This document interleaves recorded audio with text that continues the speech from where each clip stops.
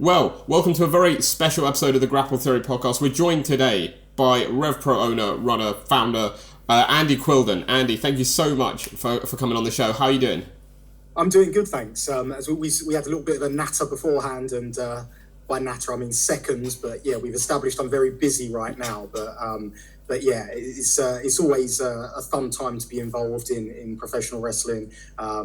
Essentially doing a job which has been my dream since I was a child, so you can't complain at times like this. Yeah, it's particularly exciting with the road we're on at the moment and kind of where we're headed, which I'm sure we'll get into at some point during this conversation. We absolutely will, and that's the thing I want to get into in terms of, like, you mentioned it there as a start. I think you must be delighted, especially coming back from the pandemic, that RevPro has been able to sort of like cement its place as still like one of the biggest, if not the biggest promotion in the UK, if not Europe. Yeah, well, I think you can term the phrase biggest promotion in Europe and look at that a number of ways. There are other promotions which are doing huge crowds with low price tickets and presenting a firework display style of wrestling, fun for all the family. You know, that you go into a town once and you then you come back 6 months, a year later. I think as far as premium brand wrestling, with our high ticket price and with a premium in-ring product which gets attention from around the wrestling world, I think we're absolutely in the conversation as of being the top in Europe, and dare I say one of the top independent promotions in the entire world. And I believe that our shows, our in-ring product holds up against any product in the world as well. I'm a very strong believer in what we have. I think, yeah, it's been tough coming from a pandemic. It was such a tough time for us in terms of, we're very different to a lot of promotions in the UK in terms of we're a full-time promotion with overheads, and suddenly we had a full schedule of events planned and selling well for 2020. We just had, a big show at York Hall. Our shows following York Hall, the stories started to develop nicely. We just crowned a new heavyweight champion in Will Ospreay, a new women's champion in Giselle Shaw, a new cruiserweight champion in Michael Oku. And it just felt like, this is the start of, we'd spent a long time laying the foundations. This is the start of reaping the rewards for laying those foundations, and boom, everything's taken away. Money we'd spent on advertising, money we'd spent on flights, everything just gone. And, and then we're left with that, we kind of at the start, we're rescheduling stuff. We're hoping for the best. We're hoping we're going to be back in May. We're trying to do what we can to stay alive. And then all of a sudden, what is it, a year and a half later, before we're finally able to get back to doing what we do. I thought it was very important to try and stay alive the best we could. We were the first promotion to do empty arena wrestling. We did it with full COVID testing. We were following all the guidelines, all the precautions, everyone staying in hotel bubbles. It was a very expensive exercise to be honest, no reward, no financial reward for myself. I made sure all the wrestlers were paid for doing those shows. But for me, it was about staying alive. And we were able to stay alive. And I think one thing we did very well was make sure that it wasn't like the pandemic happened, paused, and now we get straight back from where we left off. We acknowledged time had passed between our last show and the first empty arena show. And we were then able to, through those empty arena shows, lay the foundations for coming back strong as soon as we were able to get crowds. And we came back on July the 4th, 2021, with a socially distanced crowd, and we've not looked back since. Yeah, absolutely. And you talk about not looking back, obviously. I feel like this is sort of like almost we're leading up to not like the climax of RevPro, but like the climax of that whole arc of like coming back from the pandemic, building it back up again with this Copperbox show that's coming up at all the weekend. Do you know what I mean? I feel like that's like the big payoff for the last 2 years of build almost. Well, I feel like throughout our time, we always have those highlight events, which we do at York Hall, Bethnal Green, and they always it always gives us something to work toward. And I feel like every single one of those, if you were to look at your Revolution Pro Wrestling in chapters, the end and beginning of chapters usually happens at those your call shows. And then we write the rest of the story in between, lead into the next one. And I think that we're really looking at the Copper Box as that style thing. Obviously, it's a lot bigger than your call, which is great because it's meant we've been able to sell more tickets. And really the sky's the limit in terms of what we can achieve in this last month, heading towards the Copper Box. We want to try and spread the word. We want to get as many people as possible in the building because we want to make a statement. And the show itself, I believe, from an in-ring perspective, is absolutely going to make a statement. But it does seem quite fitting, like you say, that, it's almost like that light at the end of the tunnel, the reward for all the hard work we've put in. And it's almost like it was written in the stars. I said it before, it's actually 11 years to the day that I stood inside the ring at the Wyvern Hall in Sittingbourne, the Swallows Leisure Centre, in front of about maybe 250 people, and said, from this day forward, we will be known as Revolution Pro Wrestling. And, like 11 years to the day, we're going to be at the Copper Box Arena. So it shows you what can happen if you persevere. There's been a lot of lows in that time, but all the highs we've ridden during that time have been more than worth all the kind of the sacrifice, the pain, the suffering to get to where we are right now. And, that sacrifice, the suffering, I'm sure it will continue through various ways throughout the coming years. But I think, when your intentions are pure and you're doing it for the love of what you do, it makes it a lot easier to justify going through what we go through to make this stuff happen, getting through a global pandemic, for example. Absolutely. I was going to say, what about for yourself as a personal thing? Like, if I can't, obviously a business, you want a business to last as long as it can, but I can't imagine that when you first did that first show, you thought about even the potential of being here over a decade later, running shows like this, of this size, of this magnitude, with the stars that you have on them. Well, it's an interesting question because I can't say to you that I knew where we'd get to, but if you said to me 11 years ago, would I still be working in wrestling and running shows, and would Revolution Pro Wrestling still be a thing? Then I'd say absolutely, because I've made it absolutely clear from the get-go that we're in this for the long term. This isn't, this isn't a short-term thing. We've got a commitment to British professional wrestling. We've got a commitment to producing new stars, from grassroots up, at our Portsmouth Wrestling School, we start with the junior class and we go all the way up. You're seeing some people, for example, Maya Matthews, someone who's come literally from our junior class to now she's on shows and absolutely phenomenal talent, and that's just one example of someone who's come just from that very, literally the very, very first class which is available to you, to kind of where we are now. And obviously helping people in the progression of their wrestling careers.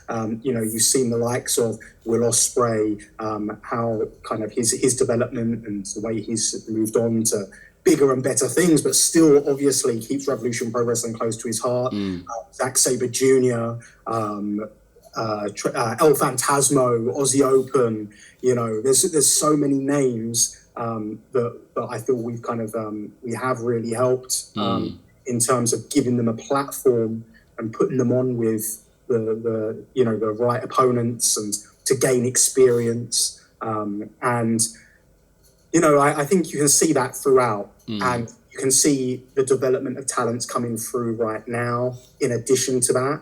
And I think that, that in and of itself tells you that we're in this for the long term. So did I think we'd still be here? Yes. Did I know how big we'd be? No. Do I think we can be bigger? Absolutely. I've never had more faith in what we're doing than I have right now. The product, the people who are helping behind the scenes, the people who are, plying their trade in the ring, the people who are coming through the training schools, the quality of the shows, the stories we're telling. It's never been of a higher standard. The depth has never been this deep. And we are so fortunate that we're able to draw on names from our past, to come back and, and kind of help put eyeballs on the product, the same way that other people did that for them before. And I think a big testament to what we've done is, so for example, we look at Will Ospreay. When Will Ospreay was really starting to write the headlines, we were bringing in the likes of Matt Sydal, AJ Styles, Kazuchika Okada, etc. for him to work. But now we're able to bring in Will Ospreay for our homegrown people to work. So we're bringing in a homegrown guy, our homegrown people to work to get them to the next level. And that's just an example of how, this thing has kind of developed and moved forward. It's like I say, it's an exciting time. And I'm probably most excited to see how far we can get. And I feel like, every step we make, we get more and more experienced. This is not a case of trying to run before we can walk. We started by crawling, and then we learned how to walk, and we fell over a lot when we were trying to learn how to walk, and we're just building it up, and we're building it up, and we're building it up. And all the experience that we've gained on our way has put us in good stead to be able to do stuff like this Copperbox show on August 26th. Yeah. And I always like, because something you picked up on there, which I find really interesting, is we always, when we have wrestlers on the show, talk about their sort of the validation they get in terms of when a promoter books them, they're like, especially for a big show, they're like, oh, like I've made it because I've made it to this show. But like for yourself as a promoter, having, again, almost like the validation of like all that respect of like someone like an Ospreay or a Zack Sabre Jr., where like, despite the heights they've reached, they still keep RevPro so close to their heart. They always sort of seem to make time for you guys and your shows. That must mean a lot as well, like for them to have reached that level, but to still hold that place so dear to them that had been so good to them before. Yeah, you know what? I actually think that for me, because look, I've said it time and time again, like if I put this much time and this much effort into any other business other than professional wrestling, I'd probably be a very rich man right now. But unfortunately, my heart belongs to professional wrestling, and I made that choice and I've got to stick with it, I'm afraid. So, I'm certainly not here because it's making me a rich man, right? But I feel like for me, it's a lot of it is about legacy. And, it's great to get accolades from people around the wrestling world. That's absolutely fantastic. And then to get appreciation back from people who you've helped along the way, it also means a lot. And don't get me wrong, there's a lot of people who I feel like we've kind of helped along the way who haven't said thank you, who haven't come back, etc. Who haven't credited their development with us, the way I would have liked, which is sometimes, I think that's probably the most hurtful thing of all, because, like I say, I've sacrificed so much to be able to do this. And my genuine, and you can speak to anyone that works for me, all I've ever tried to do is elevate people to the next level, and try to do what's best for them. And I'll always give them advice, and I'll always try to push them to get on to the next level, So I feel like absolutely, from people like Zack Sabre Jr., Will Ospreay, any of those guys who kind of come back and show the love, and even people who, just speak in positive terms about you. I remember Pete Dunne one time, he did an interview in one of the papers, and he credited Revolution Pro Wrestling myself with helping progress his Bruiseweight character and getting behind that in the early days, and which he didn't need to do, but something like that meant so much to me because it was almost like he hasn't forgotten where he came from, and he appreciates it. And that's all I want. Do you know what I mean? Yeah. That's all I want. I'm doing, like I say, like at this stage, it's kind of, for me, it's about what you leave behind, what you're remembered for. It's about legacy, and that's what I fight for on a day-to-day basis, and that's why we continue to take those steps forward.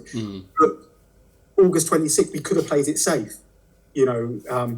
Secret, we had 3 different venues booked. We had York Hall, Crystal Palace, and the Copper Box. Wow. For August 26th. The Copper Box, it was, the Copper Box was more of a logistical thing in terms of making sure that could happen on that date due to some maintenance work they had. They were available, but they just had to make sure the maintenance work was could be moved forward, which they were able to do. But, we could have gone to York Hall and we would have sold it out.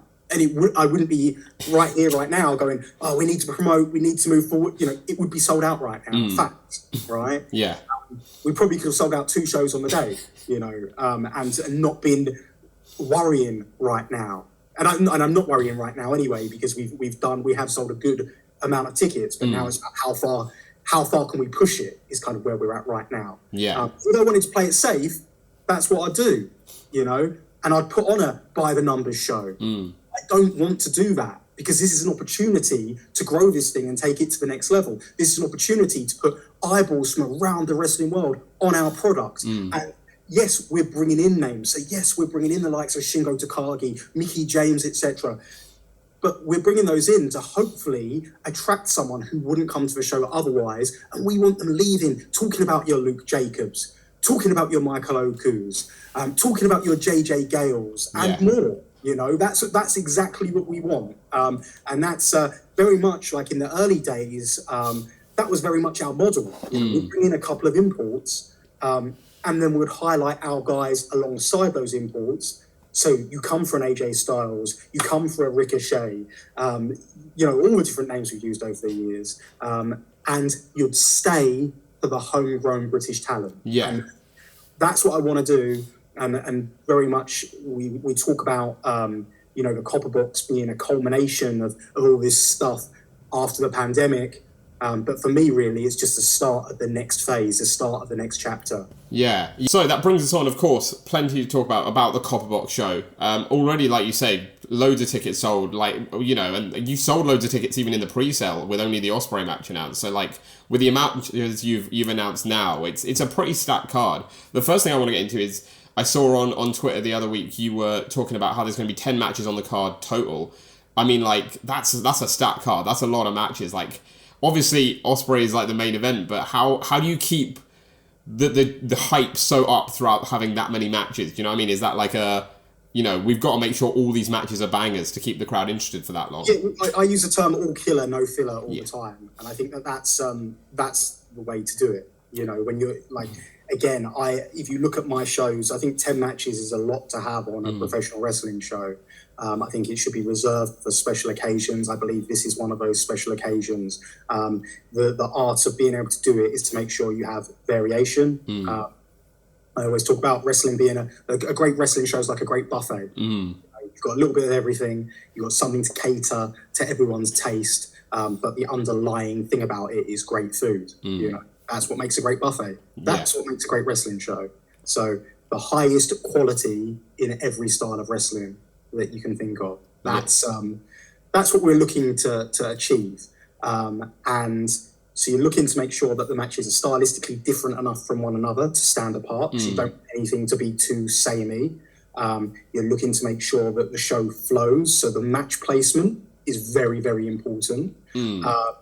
And when you're dealing with the quality that we're dealing with, is it any concern that something's not going to hit? No, it's really not a concern at all, because we're dealing with world-class professional wrestlers. And when I say world-class professional wrestlers, I'm not just limiting that to the international talent which is flying over to compete at the event. I'm also saying that our British talent is world-class and can stand up against any other wrestler in the world. I truly believe that, and that's something that we've been opening eyes to over and over again, and we will continue to do so.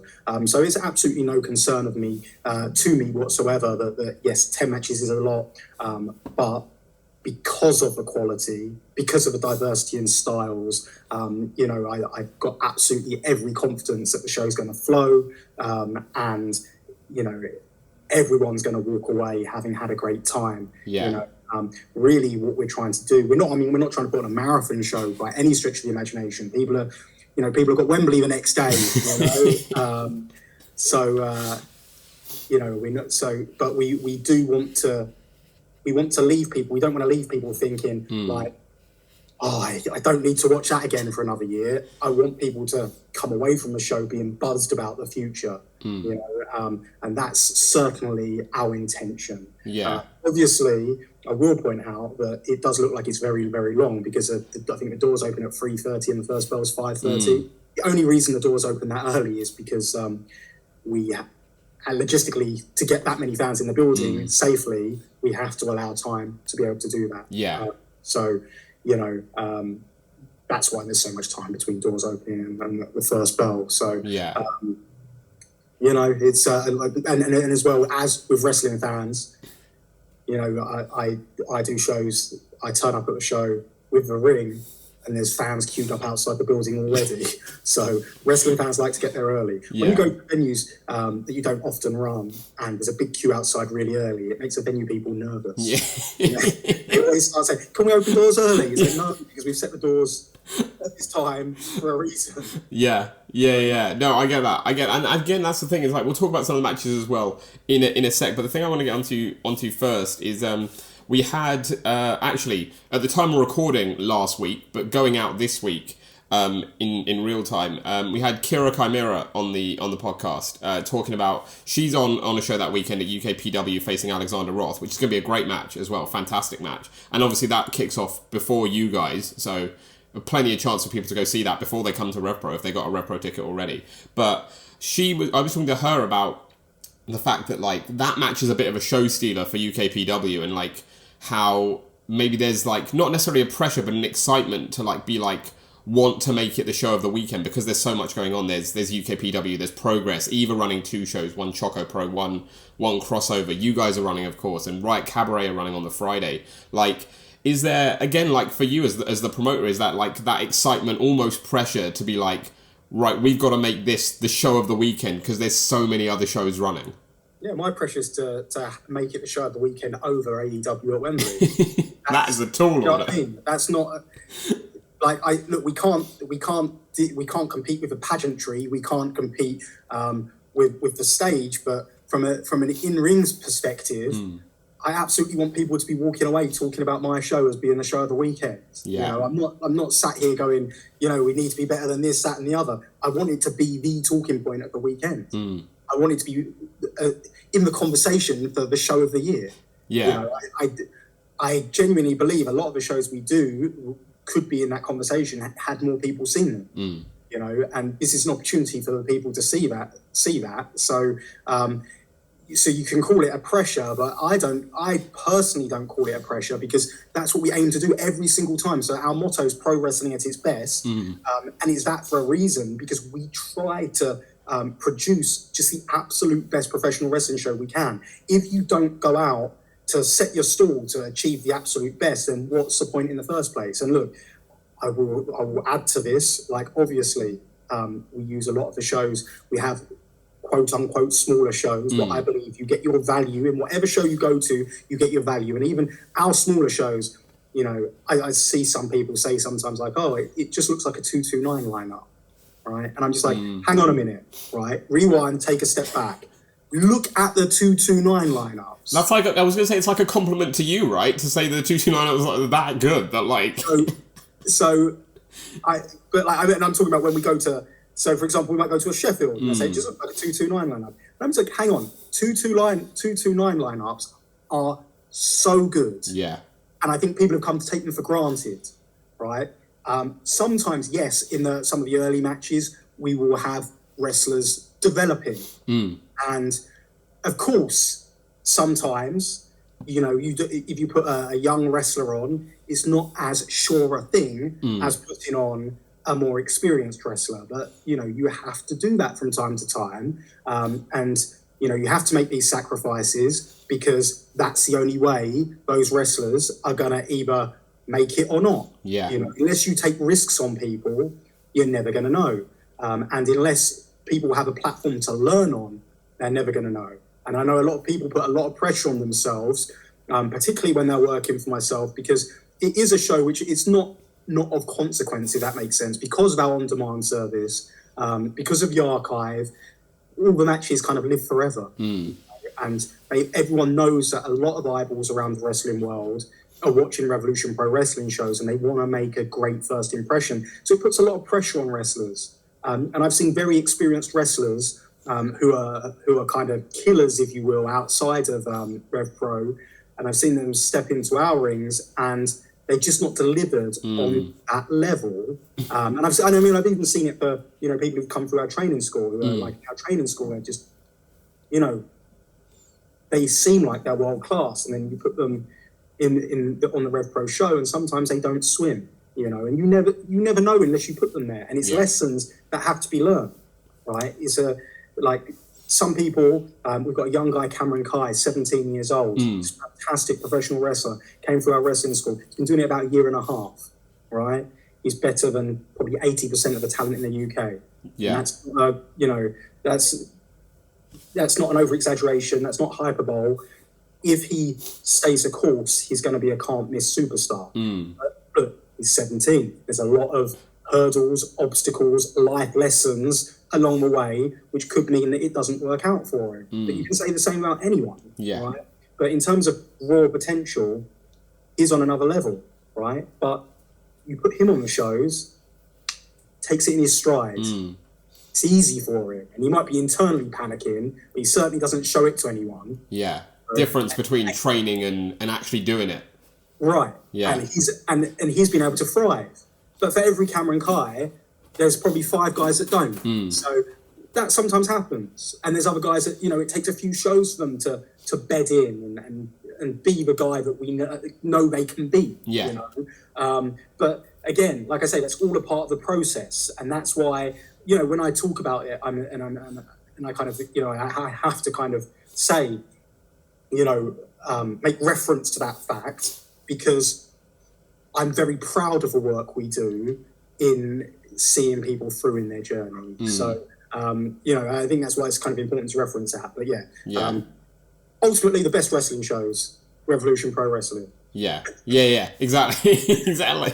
Well, I was going to say, we'll get on to obviously some matches at the Cop Box. And again, like you say, I think, like you said as well, it's not just about the big imports, it's about the stars that you have here in the UK. So we'll start there. We'll start with your new champ, Michael Oku. Because we had him on the pod a little while ago. It was just after he dropped the Cruiserweight belt to Luke Jacobs. And he was talking about this whole story, like, that he was trying to build at RevPro with taking the Cruiserweight belt, making it a top belt in the country, not just in RevPro. And obviously, like, losing it to Luke, who's another great up-and-coming star, but wanting to go on that further journey there to win the top belt, like, eventually with you guys. And obviously he's done that now, and he's had this journey, he's had this great sort of, like, couple of years since the pandemic lifted. And obviously now has got that big reward. I mean, like, what can you say about him, about what makes him such a star, why he's the right guy to sort of lead RevPro? Because it seems like, again, even with the Cruiserweight belt, he's been your guy for, like, a while now, in terms of, like, you could just tell, like, that he was going to be the guy to lead the company forward. I think that he's very much a personification of what Revolution Pro Wrestling represents. In terms of he's someone who absolutely started from the bottom and has worked his way to the top. I wouldn't call him the most naturally gifted professional wrestler that we have, but I'd certainly call him the hardest working. And I think that he's someone who, obviously, he started with us taking tickets, selling merchandise, putting up rings, laying out chairs. Michael Oku got his Revolution Pro Wrestling debut at the TV tapings we did. And the reason he got that debut was because we went there 24 hours before the show. There was so much stuff that I could talk about with that I'd be here all day. But, like, he basically wound up in the venue the day before, setting up the ring. And Michael Oku was one of the guys that came to help. And I just needed some enhancement guys. And I talk about it all the time, maximize your minutes. I say it to my guys all the time, maximize your minutes, right? You should like someone to lose a match. And ironically, to the great O'Khan, the man who's just beaten the undisputed British Heavyweight Championship. And he came in, he didn't have a boo-boo face because he was losing. You get that a lot. Another one of the great O'Khan's opponents that weekend, he came in and he had the boo-boo face and, didn't want to be there. sandbagging, you know, the works, did himself absolutely no favours whatsoever. And Michael came in and he had a professional attitude, but he maximised his minutes. And it was only about the whole thing from start to finish, I think it was 5 minutes, you know, and that's including entrances and everything, you know. Yeah, he worked his way through it. And then from that point, it was like, right, I can see we've got something here. He could clearly make a connection with the people. At first, I was kind of on the fence about whether it's because his mates are in the crowd or whether it's because he really was able to make that connection, right? But he clearly had something. Yeah.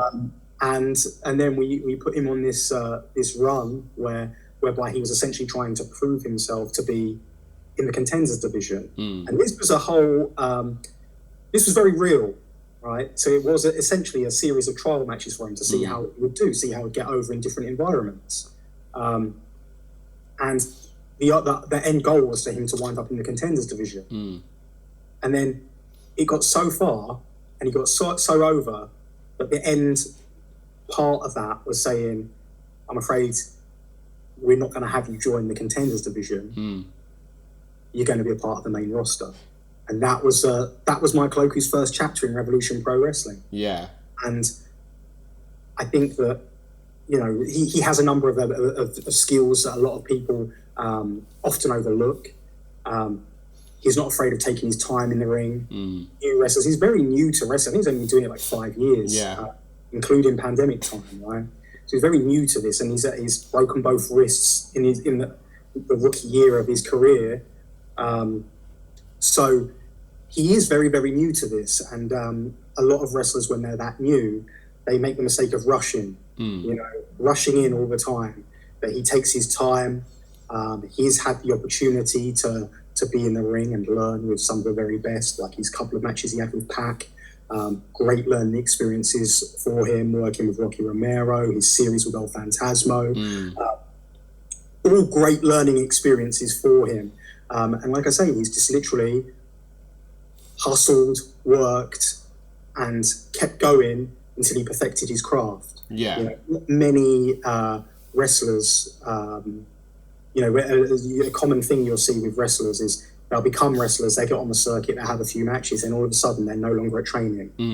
Right? Michael has been training regularly with us in the Portsmouth School of Wrestling so since the pandemic and beyond. He's been training at the Portsmouth School of Wrestling. He obviously opened up the London School of Wrestling, where he's one of the trainers, but he also partakes in the sessions which are taken by Shah Samuels. You'll often see pictures of him training with Shah on his Monday Advanced sessions. And even like this past weekend, he was in Portsmouth again, training with us at the Portsmouth School of Wrestling. So he's someone who's very, very aware of his position, but also doesn't take it for granted because he's always trying to sharpen his tools. Yeah. And that's what it's all about, you know, always evolving, always getting better. Yeah. Right? Many people wrote him off. You know, I remember, ironically, when I first announced him to work Shingo Takagi, he worked him in, I think, summer of 2019 in Manchester. And I remember people laughing, saying, Michael Oku, what, are you joking? Are you kidding me? Yeah. Because people hadn't seen him work. And then, like, he does that match and people become believers. Every match, people become believers. Unbelievers, and all of a sudden he's this homegrown star that people are getting behind, because that's one of the beautiful things about professional wrestling, when you as a fan are able to go on a journey with a wrestler. And you look at football, I support Arsenal, and all the young players that have come through Arsenal Football Club, but you look at the affinity they have with the fans, because fans have seen them essentially start off as children and seen them become these world beaters in front of them, and because of that there's that extra special connection, and I believe that Michael has got that with the crowd because of the same reason. Oh, absolutely. I was going to say, I know people who are at the York Hall show who are like just really emotional about it, because like they'd seen Oku come on this whole journey through RevPro, and this was like his moment, the big moment for him, that everything that he'd worked so hard for. And I think the biggest testament to this is when I've seen, I think there's very few wrestlers where I've seen crowds jump up and down and hug each other at the result of the contest. And I have seen it. I've seen it, for example, when Will Ospreay beat Zack Sabre Jr. for the championship. I saw it then, you know. I have seen it. Ironically, I saw it when Luke Jacobs defeated Michael Oku in Manchester, right? But with Michael, I've actually seen it multiple times. You know, I look at when he won the Cruiserweight Championship, when he won the British J Cup, when he defeated Pac, you know, and then obviously when he won the British Heavyweight Championship, and when he won the Revolution Rumble as well. Every one of his accolades has been greeted by, you know, just, I think they call it limbs, right? Yeah. Jumping up and down, limbs everywhere. He proved you wrong, didn't he, for those first initial doubts about whether he could get the crowd over by literally everyone loves him. Look, I knew it from like I said to you, like the it wasn't so much like doubts, but it was like, you know, these series of matches we had after that TV taping. I knew it straight away. Yeah. Because he was, and you know, and when people are having their best matches, you know, and I'm talking about up and down the roster, and there's one common denominator that the best match is against Michael Oku, it kind of tells you something. Yeah. Right? And he's and his style is, at least was more. So he's had to transition himself. And I'm not really sure if you'll, this is the Michael Oku podcast now. We'll do a whole episode on Oku. We'll do a whole episode just on Oku. But like, if you look at him, he's had to learn how to become a star in terms of he was always the one fighting from underneath. He was always the underdog. Yeah. You can only be an underdog for so long. So he's had to learn. And now you'll see him, for example, you'll see him wrestle like a Cameron Kai or Leon Slater. And now it's his turn to be the one that is in control, you know? Yeah. So he's having to adapt and learn and continue to. But like, you know, a lot of people can't do that. But him, I'm absolutely banking on the fact that he can. And now he's in a position where, you know, he's leading Revolution Pro Wrestling into the biggest show that we've ever done. And now he's got the weight of the company on his shoulders, essentially. Yeah. So it's a big pressure for him. But, you know, if I was going to bet that he's able to do it, then absolutely I'd put all my money on him, because I think that, and I have in many ways. So, I'm excited for this little run of Michael Oku. Yeah. See what he's able to deliver. And like I say, like I hope that he's able to exceed everyone's expectations. And I hope that after the Copper Box, he's able to create even more fans. Because again, that's another challenge for him. Because even though he's a champion, he's not the most well-known person on the show. Yeah. And you can argue he's not the person that everyone's paid the money to see. So, you know, it's a big challenge for him to have people walking away from the Copper Box talking about him as well. Yeah, absolutely. And I was going to say, because you mentioned like the matches with Pac and Shingo as well, and even the one like with Ospreay that stick in my mind are ones like, when you mention them, the first thing I think is like, I compare it to when Pac faced Cara Noir at Riptide, because Oku and Cara, I think, were two stars who, very similarly, I think people who'd seen them regularly knew they were fantastic long before everyone else did. And then it's just that breakout match, that breakout moment that the world sees it. And you're like, finally they're seeing it, because like this guy's got it and he's had it for so long. Do you know what I mean? Yeah, I think, like every wrestler has those moments in their careers, you know. So I think that obviously, look, it's a big testament to Pac that you kind of just named him there. I will say I was the one who helped Riptide organise that. Oh, well, credit to you then, because it's the greatest match I've ever seen live in my life. It's still my favourite match to this day. But they forget that. They want to slag me up on the internet. That's another story for another day. But yeah, if we talk about Pac, Pac's one of those guys that's able to bring that out of other wrestlers. Like for me, I think that Pac's the most underrated wrestler on the planet right now. And I say it to him all the time, and he doesn't believe me, right? Because he's humble, and he's got no ego that his ability would justify. You know, he is able to bring that out of professional wrestlers because he's that good. And I think that, you know, if he sees something in someone, even if they don't see it in themselves, he's able to get it out of them. You know, when we spoke about that, you know, when I was talking about Michael Oku being the common denominator of having the best match with, you know, wrestler A's best match, wrestler B's best match. Right? You talk about a wrestler that's capable of having those breakout moment matches with wrestlers. Pac's right at the top of that list. Yeah. I think that, you know, I think people, when Pac worked at Orange Cassidy, I think that was one of the first times in AEW. I think that was one of the first times people realised, hey, this Orange Cassidy is actually the real deal. Yeah. Right? But who was on the other side of that? Yeah. Right? And I feel that, I think, look, there's a lot of guys in the business like that. And yes, there is a lot of, throughout a wrestler's career, they will have matches that they can look back on and say, this is my breakout moment. This is, well, they might have several. Yeah. Okay? But for me, like, just for example, when I talk about Revolution Pro Wrestling history, I always look at Matt Sydal to Will Ospreay. And the 2 out of 3 falls match was a culmination of essentially a best of 3 series between the pair. And I feel that's almost a coming of age of Will. I think one of the criticisms that could have been levied at him in the past was his matches were very spectacular. And his critics would tell you they had no structure to them. I think there's absolutely no way you could argue that 2 out of 3 falls match never told a story, never told a great story, that had people on the edge of their seats. Yeah. So I look at that match as being a real turning point in Will Ospreay's career as well, because that was a lot of eyeballs on that match, and a lot of people were then like, he can really work. Yeah. You know?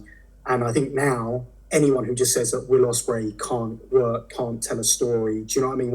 Whatever terminology they want to use, they're just ignorant, because he's proven time and time again that he can tell a story. He's proven time and time again he's one of the most compelling storytellers in the whole of professional wrestling. You know, there's a reason why people gravitate towards his matches. There is a reason why his matches get an emotional response like no other. You know, and now he's one of those guys who's giving people those moments. You know, you can look at Michael Oku versus Will Ospreay. That's, again, if you look at Ospreay and Pac as being one moment for Oku. Sorry, Oku and Pac as being one moment. Oku and Ospreay, absolutely another moment. You know, Ospreay gave Ricky Knight Jr. the best match of his life. You know, that was Ricky Knight Jr.'s moment. You know, and I think that here's another wrestler that does that. But again, there's up and down the cards, there's wrestlers that do that. Yeah. You know? And I think, look, I think we're not far away from people being able to say that about Michael Oku. I think we're not far away from people being able to say that about Luke Jacobs. You know, these are the guys that we're looking towards in the future. You know, and that's why I'm so confident the future's in such safe hands. Yeah, and that's why, like you mentioned, Luke, like that's why, like his match at Copperbox against Ishii is like, it's almost like the Oku Shingo one, right? It's like, this is the next star, like proving himself against like this veteran talent, and like you just know that Luke's going to shine in that match. You just know that he's going to be great. Yeah, there's absolutely no doubt about it, because he's world class. You know, every challenge which is put in front of him, he passes with flying colours. You know, and he's Luke's another guy, a hard worker, student of the game, always watching wrestling. You know, he's like a little encyclopedia of his style of professional wrestling. Yeah. He knows who he is in the ring. And that's one of the hardest challenges for young wrestlers, to understand who they are in the ring. And Luke Jacobs absolutely knows who he is. And then that shines through in his matches. And that's why people gravitate towards him, right? And it's not just about the quality of matches, because, you know, there's loads of guys in the UK. Look, the UK, I believe, is actually a very... you know, if you look across the UK, there's a lot of talent across the UK. There's a lot of guys and girls who you don't even know the names of right now, because they're not working the buzz shows, so to speak, right?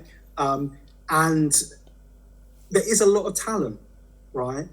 But a lot of talent don't know who they are in the ring yet. It's until you're able to connect those pieces together that you don't become like a Luke Jacobs, right? And it's almost one of those things whereby I always say to people, if you're looking at great wrestlers, like for me, if you look at one of the best wrestlers in the world, I'd look at Bryan Danielson, right?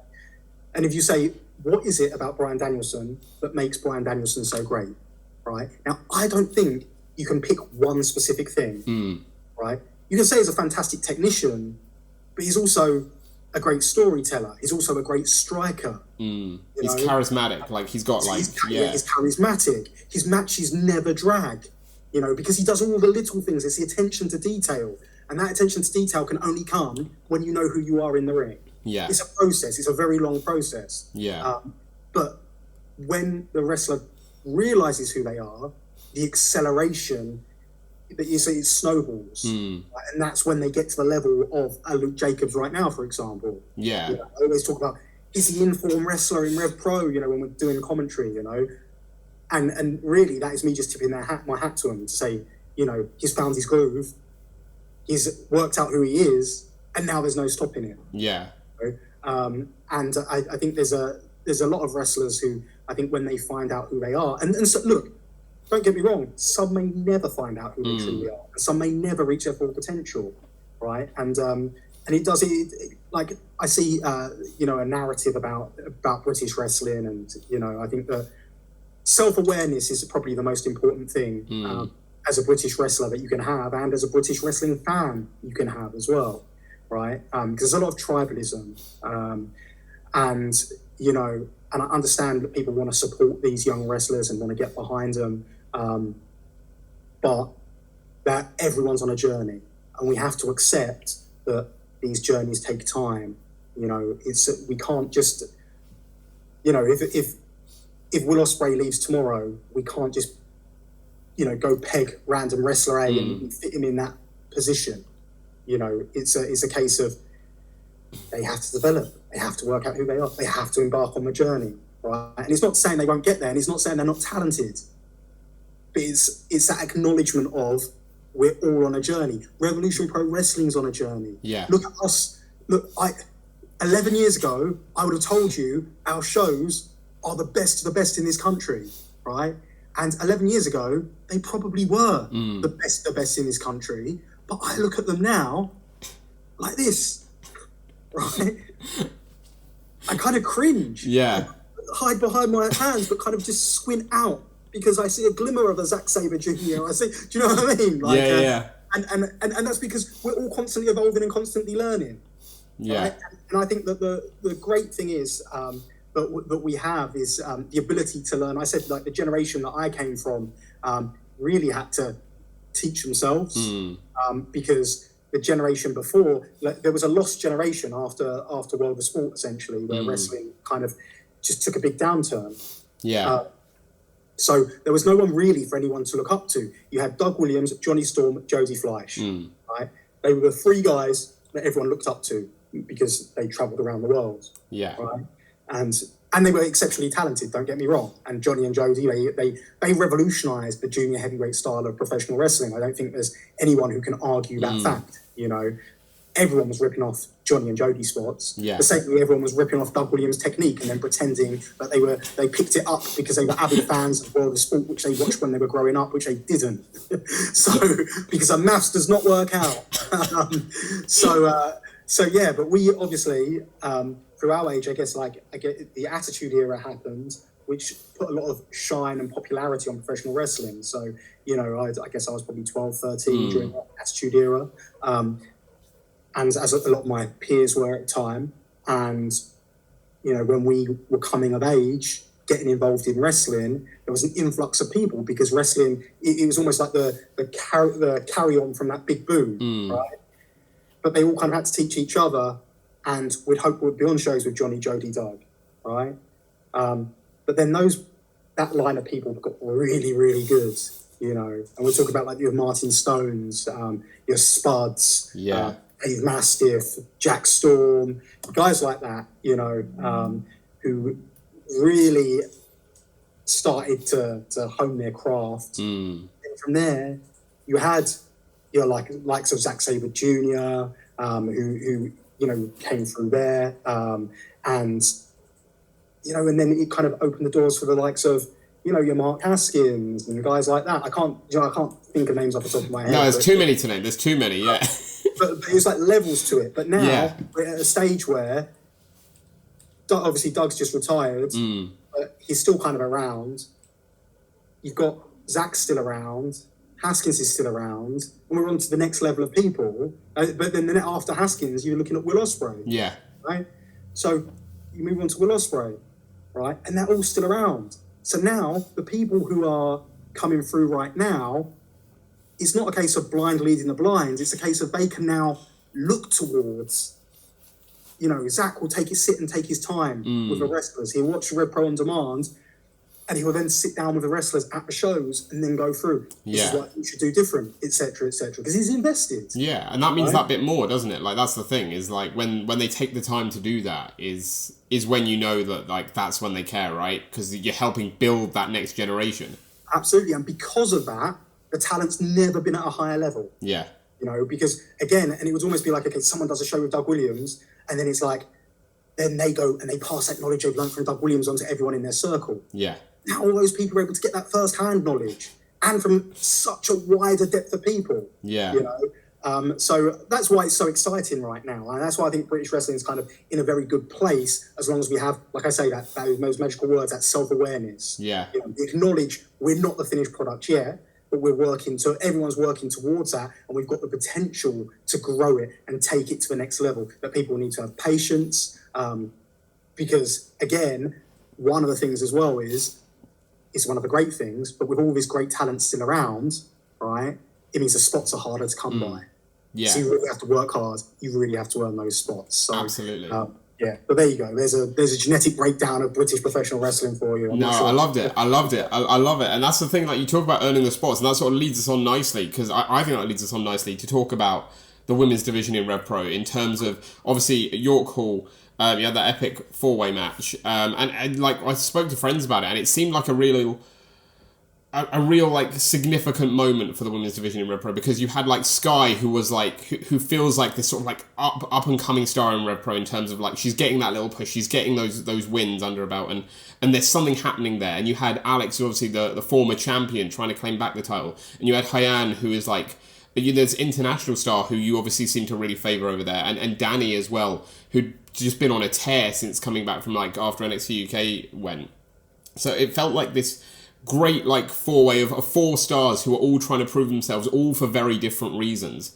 And that was just like, I felt that was really special. I felt that was really nice. And obviously for Alex to come out on top as well, win back the title, heading into Copper Box as well. I thought that was quite nice as well, in terms of like, winning back the title, she never dropped sort of thing. But also that she's just had such a journey herself, like the last few years, injury and like coming back and then injured again and then coming back again. Like, she's resilient as hell. Like, she will not stay down. Yeah, you can't write her off for a second. It's just a very, very talented professional wrestler. Look, I feel like for me, like what the goal has always been with look, I'm fully aware. I see people taking shots at the Revolution Pro Wrestling Women's Division. I'm not sat here to say to you like, oh, we're fantastic, etc., right? Now, all I'll say to you is a lot of the negativity that comes towards it just doesn't help. So, like, in terms of people throwing negativity and saying, look at RevPro, they've only got one women's match, right? But it's like, the more you try, the more critique you get. And it's like, okay, so to me, it's like, what would you rather have? Would you rather have none? Would you, do you know what I mean? Yeah. Like, so again, what this is all about is, it's not about, so for me, look, this is never, it's not about women's wrestling, men's wrestling. It's not about representation of any, ethnicity, religion, anything, right? Wrestling's wrestling. If you're good at professional wrestling, you will earn your spot on the card, right? What I don't want is token women's match. What I don't want is, you're on the match because we need to tick a box of having a women's match. What I don't want to do is be like, right, we've got to have 2 women's matches on the show. Oh, because someone said something on Twitter, we've got to have 3 women's matches on the show, right? Why do these women want to be on the shows? Do they want to be on the shows because they're part of the box ticking exercise, or do they want to be on the shows because they've earned the right to be on those shows, right? And again, those words self-awareness need to come into it, right? I'm just stating this quite plainly, and I'm aware you could probably take this clip and take it out of context and paint me to be this horrible villain, right? But give me a card, right? And if you want to add, say for example, you want to add an extra 2 women's matches onto the card, right? we've been through earlier about the problems of having too many matches on a professional wrestling card. Now take off 2 matches from one of my cards. Tell me what 2 you're going to take off. Tell me what 2 you're going to replace it with, and justify. That's ultimately what I work with on a day-to-day basis. Sure. Okay. Now, there might be stuff like, for example, there's naturally, obviously, there's only one women's championship, cruiserweight championship. You've got the heavyweight championship. You've got the tag team championships. So it might be a case of we're having to have matches on to build those programs, to set up the next challenger for those programs. It might be a case of we need to bring we're bringing someone through. So it might be a case of, for example, like look at this year, like a Leon Slater, right? His development's been paramount, right? It might be a case of, for example, towards the tail end of last year, we brought in Will Caven, right? We had to make him credible. How can we make him credible? By having a series of matches, getting series wins against high quality opposition, etc., right? Now, if all of a sudden it's like he's on one, he misses one, he's on one, he misses one, then that momentum stops, right?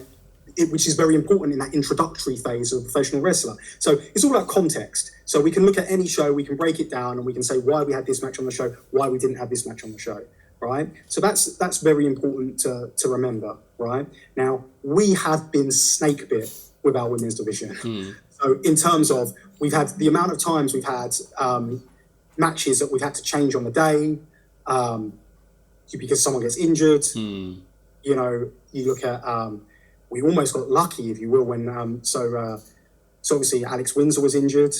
So we had Kanji. We've been trying to work with this Alex Windsor versus Kanji unification match for years. Yeah. Literally, right? Kanji gets injured. Alex comes back. Kanji gets injured again. Alex comes back. Kanji's back. We're about to do it. Alex gets injured. We're going to do, so we do Kanji and Danny Luna. That was a match where Danny Luna won the championship with the viewpoint that Alex was coming back soon anyway, but Danny Luna won the Southside Women's Championship on that day. And Kanji was injured. Kanji's only just come back. Yeah.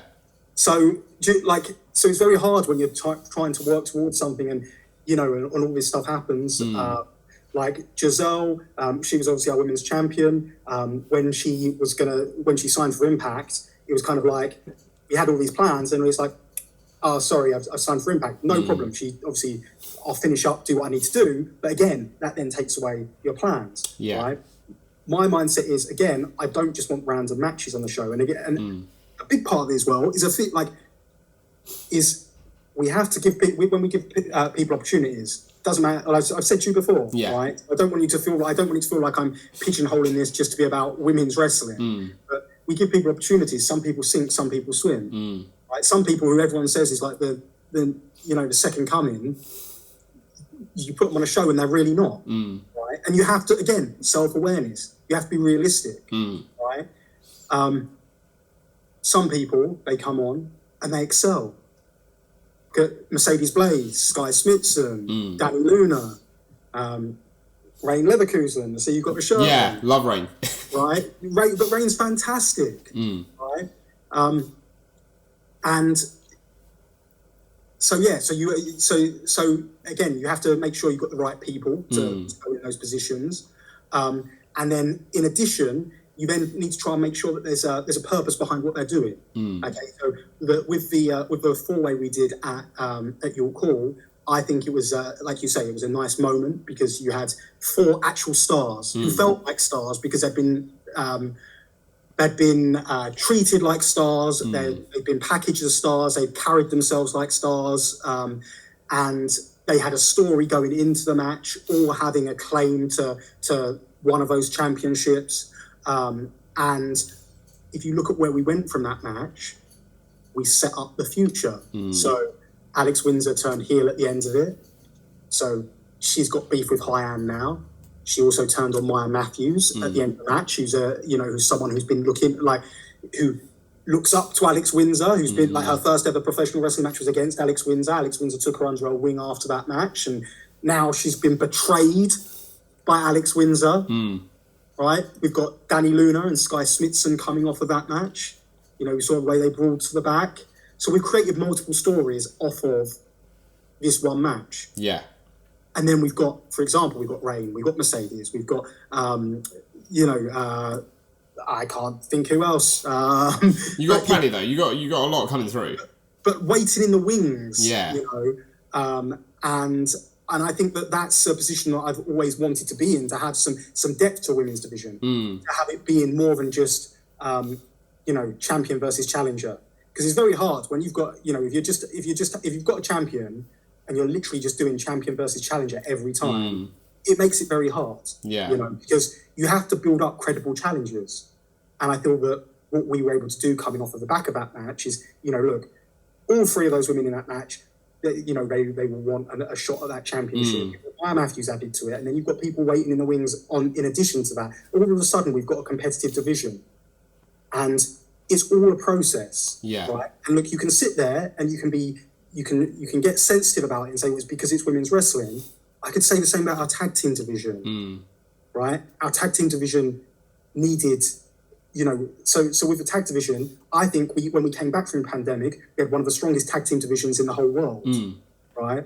And I think that towards the tail end of maybe the summer of last year, our tag team division dipped a little bit, right? And Greedy Souls did a fantastic job in holding up that tag team division over this course. And then what's happened is we brought in Subculture now and breathed a breath of fresh air on the division, because it's a whole new set of matches that can be had, but Greedy Souls are now a credible main event tag team. Yeah. In addition, so all of a sudden, so our tag team division is now in a state where, Velocities are coming back next week, right? So, and Sunshine Machine no doubt want to get back to it. And the tag team division as well, it suffered because obviously Aussie Open went back out, and, they've had a great deal of success, and absolutely hats off to them. For my money, best tag team in the world. Yeah. But they went there. We had the Velocities in for a little while, and then Velocities obviously went back to Australia. I can't. Ethan Allen. Without doubt, Young Guns were going to be a huge part of the tag team division. He got injured. But now we're kind of at a stage whereby the tag division's coming through again. Yeah. Right? And I think that the difference between obviously the tag and the women's division is that the tag division was established before that, and we have the benefit as well with tags of being able to put together two quote unquote stars. Yeah. So like we could take, like for example Michael Oku, Connor Mills. They were tag team champions for a very long time, right? But they were essentially two singles guys we kind of put together, top guys in their own rights, right? So that's why, that's why it kind of has its a head start, I guess, over the women's division. Yeah. And obviously women's wrestling is something where it wasn't until, I'm going to say about 5 years into Revolution Pro Wrestling where we really started to have any women's wrestling on the cards at all. Yeah. So do you know what I mean? So like you're looking at all those years of development from before, which the women's division hasn't had in RevPro. Yeah. But it sounds like from what you're saying, you're like hopeful that that's the plan, right? The plan is like, from what you're saying, it sounds like you're hopeful that the plan is to get the women's division in RevPro to that level, so there can be more matches. But like you say, they're not just matches for the sake of matches. Yeah, and look, I there's nothing I'd like more than for that to happen, right? And I feel like I see, and again, it's a volume thing as well, isn't it? So the more women's wrestlers there are, the more high quality women's wrestlers there's going to be, and therefore the more women's matches will start to appear on shows. Yeah. Okay, so promotions like Pro Wrestling Eve, for example, do a great job in promoting women's wrestling, and that's very important because there needs to be somewhere for women to be able to work regularly and develop, right? And as well, like one of the hardest things is, so for example, I look at my my training school, for example, you look at Cameron Kai, look at who he's been able to share the ring with over the last 12 months. Right, and then you look at Amaya Matthews, and look who she's been able to share. She's been able to share the ring with high quality opposition. Don't get me wrong. Look, she's been in there with Danny Luna. She's been in there with Sky. She's been in there with Alex. She's been in there with Mercedes. She's been in there with very high level of competition, right? But there's not the same amount of depth that she's able to get in the ring with. Yeah. Right? Which means that she, like, you learn, so again, just calling back on what we spoke about earlier with, you know, Will Ospreay learning from AJ Styles, learning from Matt Sydal. And that's exactly why Mickie James is coming to the 11-year anniversary show. Yeah. Right? Because she is, without a doubt, one of the best female wrestlers to ever ply their trade. Right? And her level of experience will be invaluable to a women's wrestling locker room. Right? And I want to be able to give more experiences like that to people. Yeah. And it's like, even, again, we can look at it, and I saw a thing on Twitter this week as well about the minutes of women's wrestling on your TV shows. And again, when I looked at it, I was like, well, again, we kind of, what are we going to take off and what are we going to put on? You know, and look, you can make the argument with the TV situation, you can make the argument that, like, a lot of what was on the TV show wasn't very good as well, right? But that's just what it is, you know.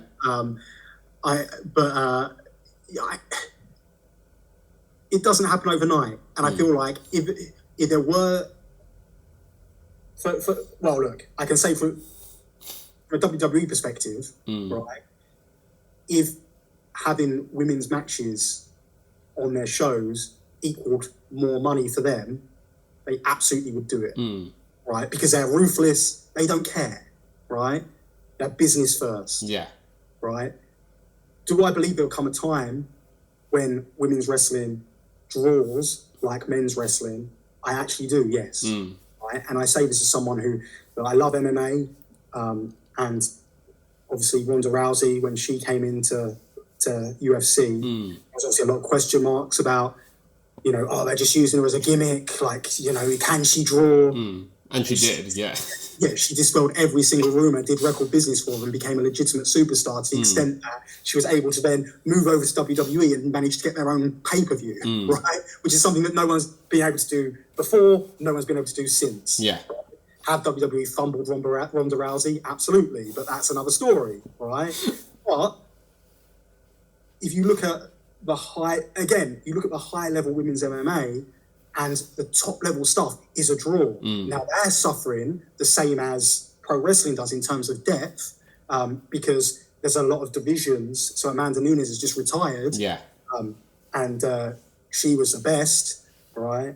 But now she's essentially cleaned out the two divisions she was champion of. So now they're going through a rebuilding phase, right? But they're further on their process than professional wrestling.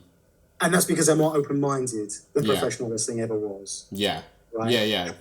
And I think that's a lot to do with the way professional wrestling's been around for so long, obviously, and the women's match in the professional wrestling shows used to be deemed as an attraction. Yeah, it's like football, isn't it? It's like women's football has been so far behind men's football that now you've got that 50 years of catch-up. Absolutely, and the crazy thing is with women's football, so like again, it's a great time to talk about obviously the Women's World Cup going on.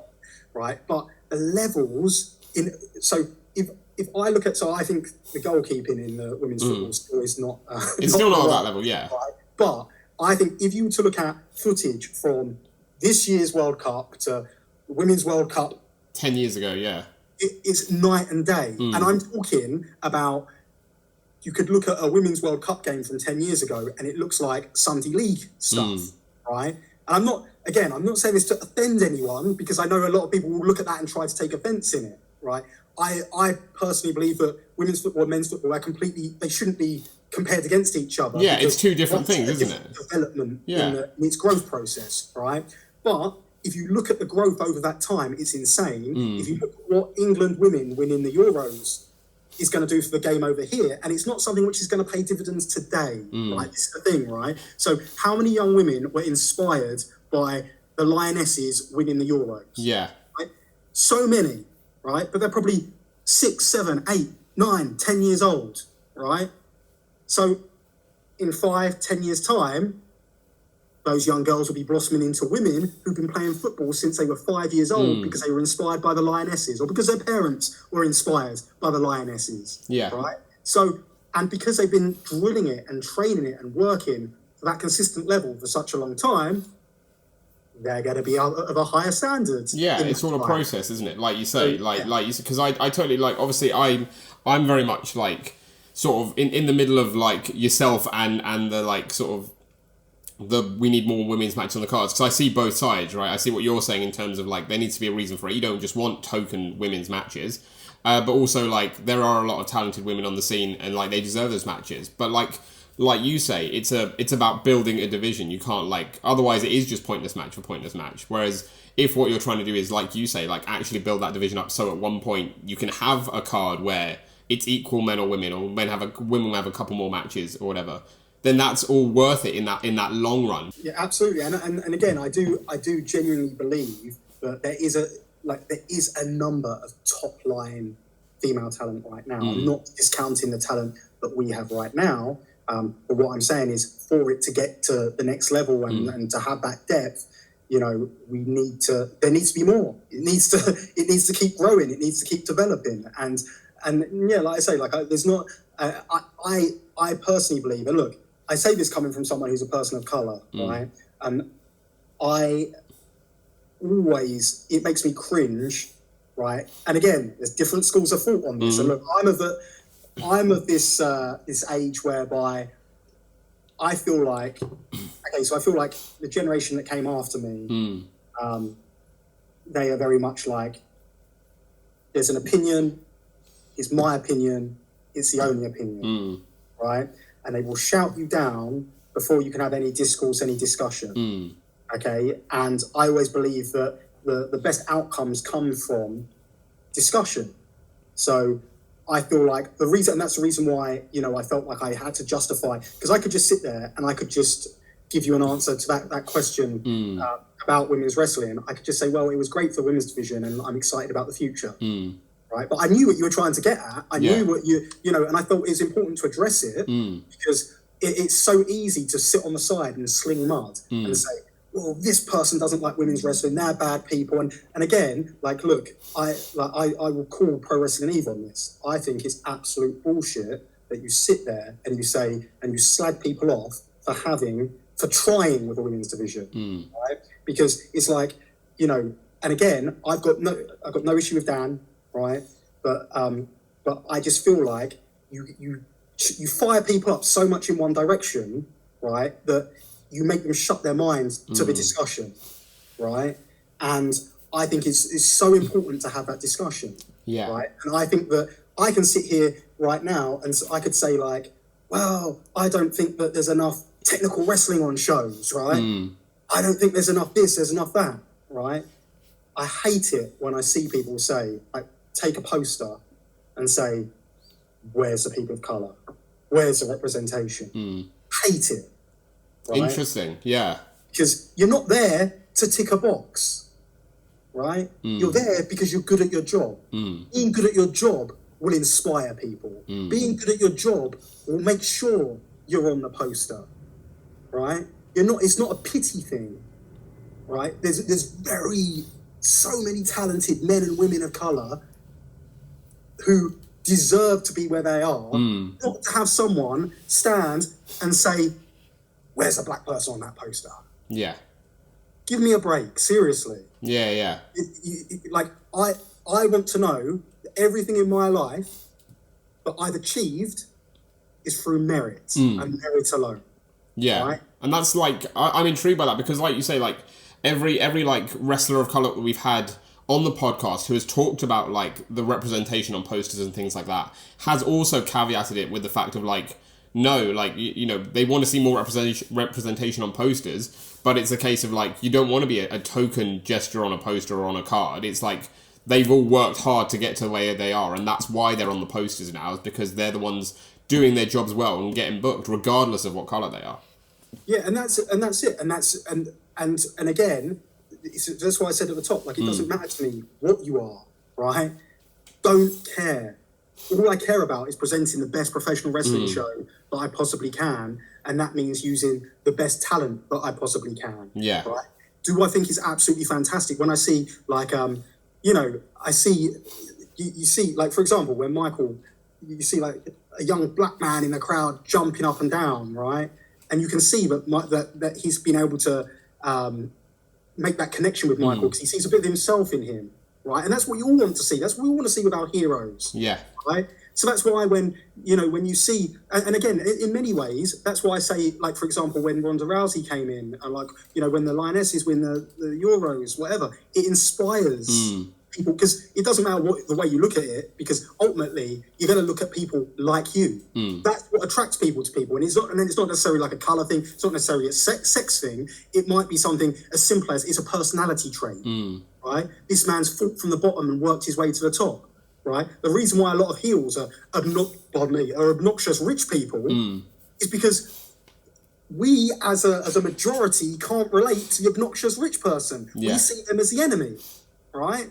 So, and again, and I guess that's kind of why you can see why society's changed. You see what heels used to be like. You see like the ethnic stereotypes. You see like the homosexual character. They used to be seen as heels, right? And don't get me wrong, like if you had something like that in this day, I'd be like, this is absolutely ridiculous. Don't get me wrong, I'd put myself out like that. But what I'm saying is that shows you how society's changed. But we're all looking for something. I remember when I was a kid, when Ron Simmons won the WCW championship, I was so pumped, right?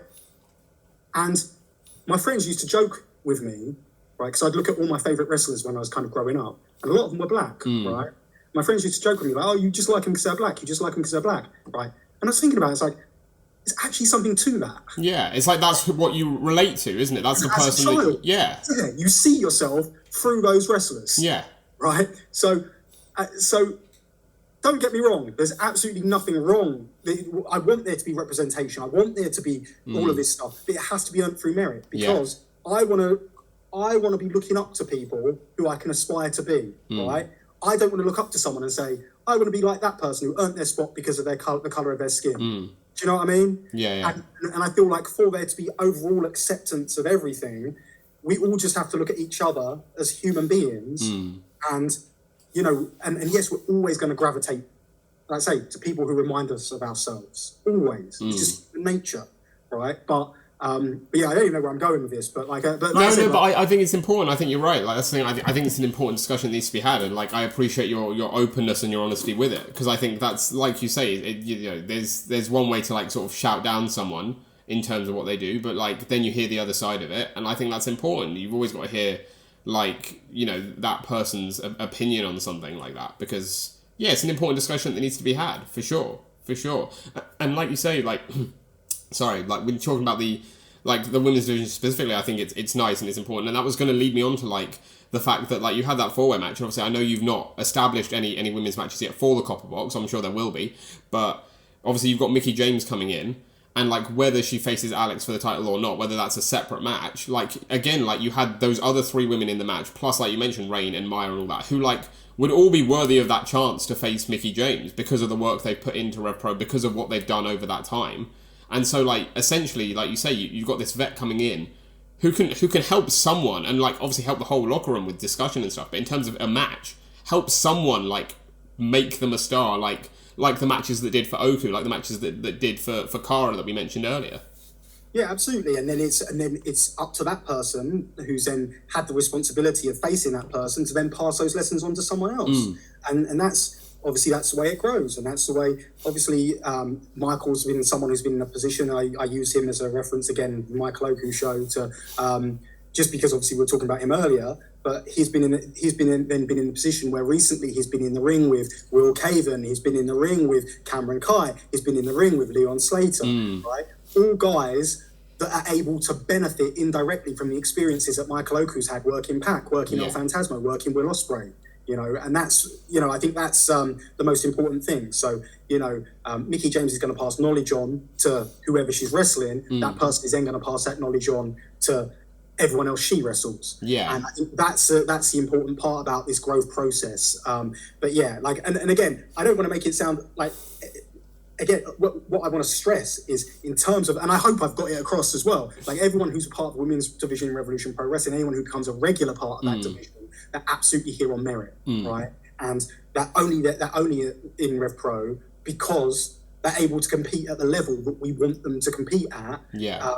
to be on par with the rest of the card. Yeah, and that's the thing. I think we've had people on talk about RevPro. We've had female wrestlers come on who work RevPro, who've talked about RevPro and say like that it's a huge thing for them when they become a regular, because like they say, like, in a good way, they say like you're so demanding of what you want from them, that like when they make it as a regular, they're like, shit, like, okay, I'm doing something right because I've made it to this stage.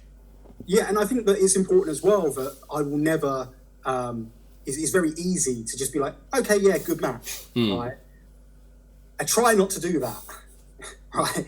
When I try to give feedback, constructive criticism with everything, right? And I'll give you like the perfect example. So the reason I know Rain Leverkusen is going to be a huge star, right? And again, I've only used her, I think, twice, but recently, and like she's someone who she's an example of.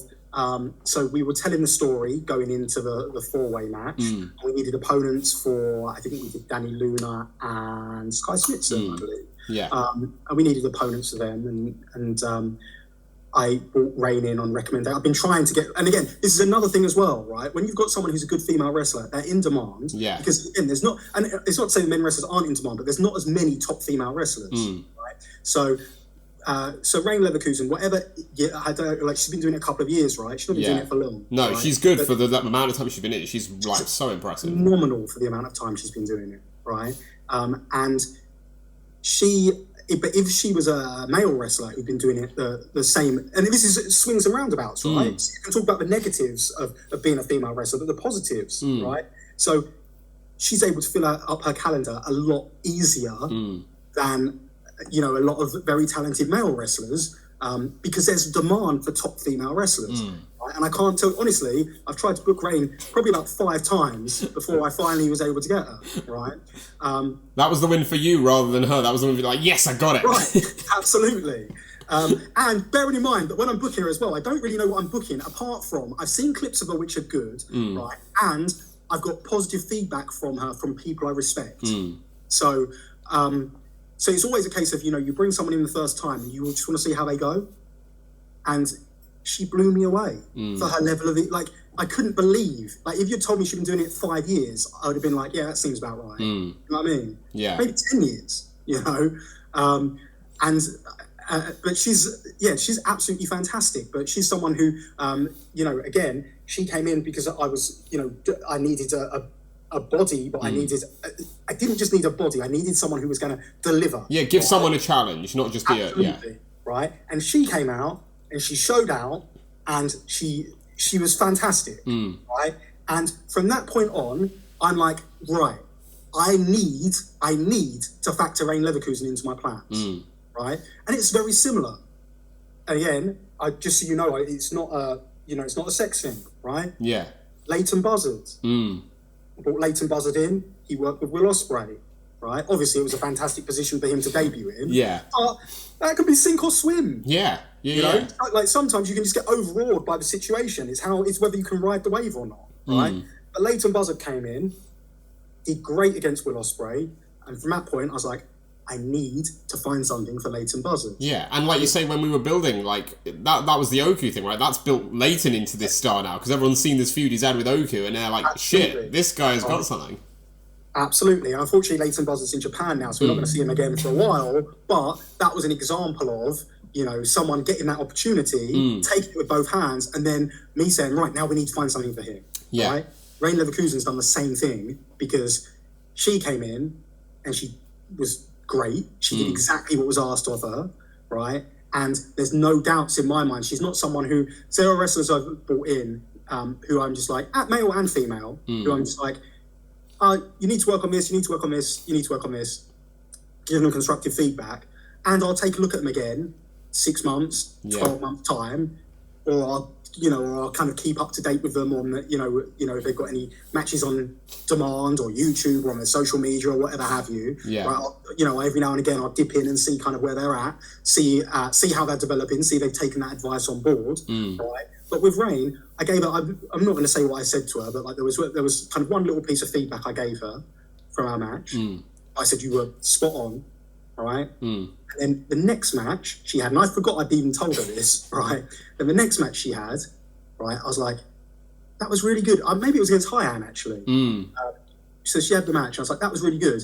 And I said to her, I specifically liked the way you did this. And she's like, yeah, you gave me that feedback, and I just wanted to, and I was like, boom. Yeah. Do you know what I mean? Like, that's someone who, you know, takes on board that feedback. Yeah. Who was already at a good level to begin with. Do you know what I mean? And but that shows you why she's at that level. Yeah. Because she's obviously someone who is a bit of a sponge when it comes to professional wrestling, in terms of, you know, she'll learn from the people she works, she'll get feedback from people, and she will employ that. And again, I say, the feedback that I give, it doesn't necessarily always work. It's just, you know, wrestling is subjective, right? Yeah. So, like, it's all about, you know, what works for one person might not work for another person. There's no right or wrong answers. But I genuinely believe that, like, if you don't try it, you don't know. So if you get some feedback from someone you kind of respect, or someone who's got a bit of a track record, give it a go, see what happens. And I'm not necessarily saying do it on the show. Give it a go in a training school if you want. Yeah, absolutely. I mean, as we're on the subject, I know you've probably already got it figured out. But, you know, if this chat has gone well and you want to book Reign versus Mickie James for Copper Box, like, I'm not going to complain. I'm just going to say I won't say no. But the final thing on Mickie I want to get to because there's a couple of things I want to get to before we wrap up, is just how did that come about? Like, why was Mickie the right person for this show? Because again, like, it seems crazy to me someone's been in it that long and she's like only just making a RevPro debut. Do you know what I mean? Like, she's been in wrestling for ages, but it's super cool she's making this debut now. Like, why was this the right time and the right name and the right place to bring in someone like Mickie James? I've always wanted to work with Mickie James. I actually tried to get her last year, but it didn't work out. Just dates-wise, it didn't work out. But I felt like I'm going to give too much away. I felt like, but in terms of Mickie for this show, so I felt like we needed. So look, when I'm putting together this show, my mindset is, okay, so I want to be authentic to Revolution Pro Wrestling, right? But I do want to do some stuff, because the original conversation about this show at the Copper Box was to bring back Global Wars. So RevPro versus New Japan. Yeah. Right?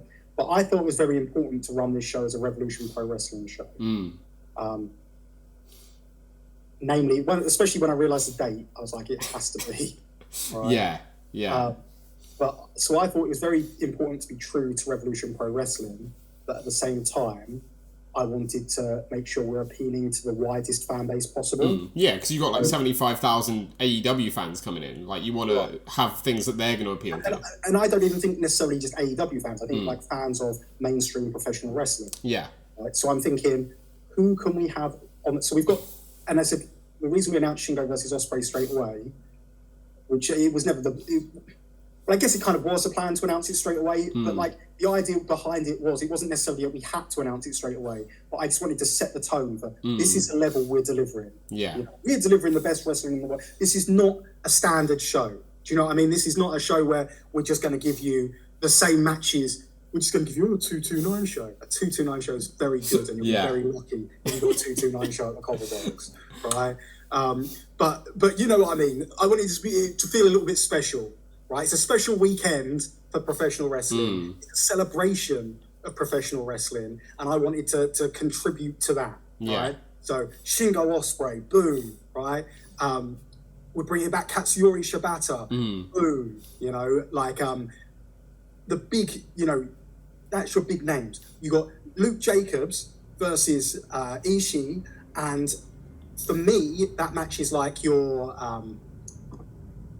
I don't necessarily feel that match is going to sell tickets per se, right? Because I feel like, you know, anyone who's going to come for Ishii is going to also come for Shingo. Yeah. Right? The combination of the pair and Shibata added may, do you know what I mean? It may excite people, right? But I felt like that is a match where I want people to go, wow. Yeah, that's the like dark horse show stealer match. Right, and I want people to go in and be like, who is this Luke Jacobs? Let me look up more matches now. And then all of a sudden, Luke Jacobs' back catalogue of matches in Revolution Pro Wrestling on RevProOnDemand.com is on fire. You know, because you look at the body of work that Luke Jacobs had in RevPro, very, very impressive. And I'm talking about not just at the big shows as well. I'm talking about at, you know, the smaller venues as well. Like, honestly, the matches that Luke Jacobs had that people probably aren't even aware of is insane, right?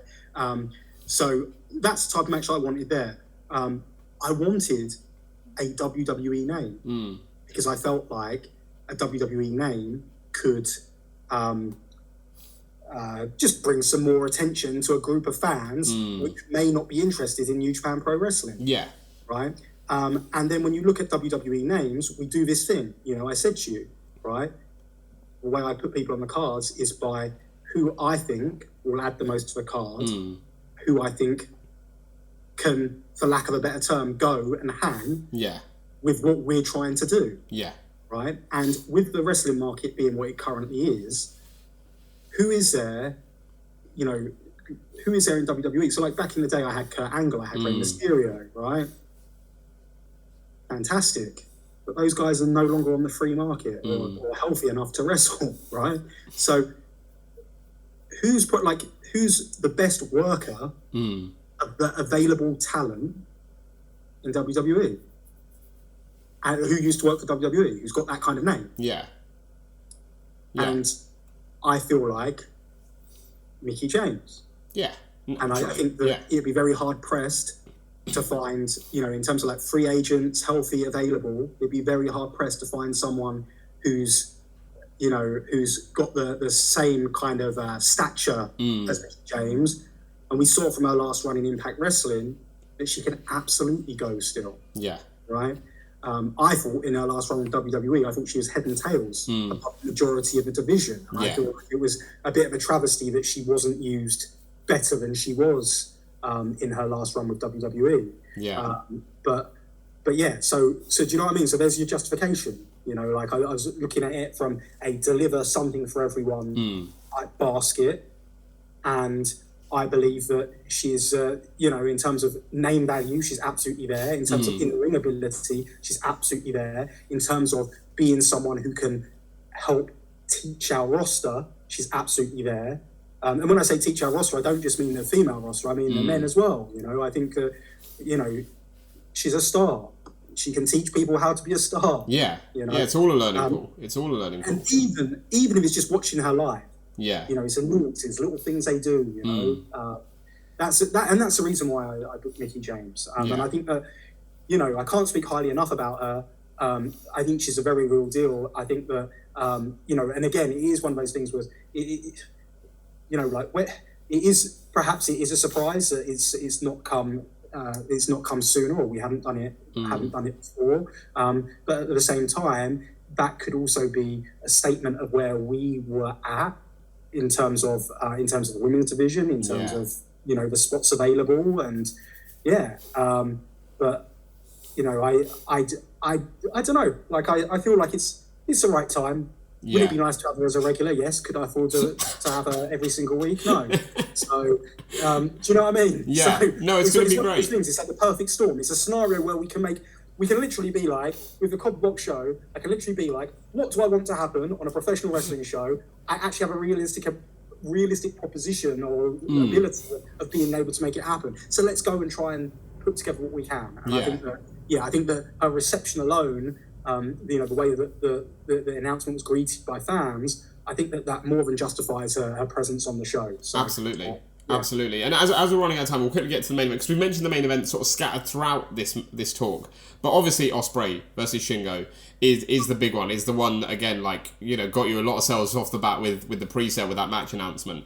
And like we've spoken about with Will and his love for RevPro and your love for him, like, it seems like a very sort of like special moment, because, you know, talking about a Will Ospreay who's, like, you know, worked at the Tokyo Dome in front of like 50,000-60,000 people, but like it seems like 5,000 people at the Copper Box would be just as special to him, given what he means to you, what you mean to him, what RevPro means to him. It seems like it's just going to be a really special moment for everyone to see, again, almost a culmination of Will Ospreay's journey throughout RevPro, leading to like headlining this huge show as part of this huge wrestling weekend. Yeah, well, again, I'll reveal this here. Like, Will Ospreay's a person who pushed me to, like, I'd made inquiries, but Will Ospreay's the one that was like, you have to do it. You have to do it. Like he said about where we contacted Wembley as well, but they were unavailable at the date. Obviously, that would be been absolutely ideal. Yeah. But but yeah, he was like the one like, you have to do it. And he's always, and to be honest, like, he's someone who does always push me as well. And he's someone who always is like, you know, you've got to just try, just go for it. Like, have no fear. You know, I think he works on excitement a lot, right? And I think I'm a lot more, I'm going to say cautious, but I think things through a lot more than Will does. Will just go, right? And sometimes I'll have to say, this isn't possible because of X, Y, Z, right? You're getting carried away, right? You know, yeah, he's as passionate about this show as anyone, right? And I think that it means a lot to him. And again, I spoke at the top of this about my legacy. I think for Will, he feels like a lot about his legacy as well. He wants to give back. And if you speak to anyone in the back, you know, there's no one who is...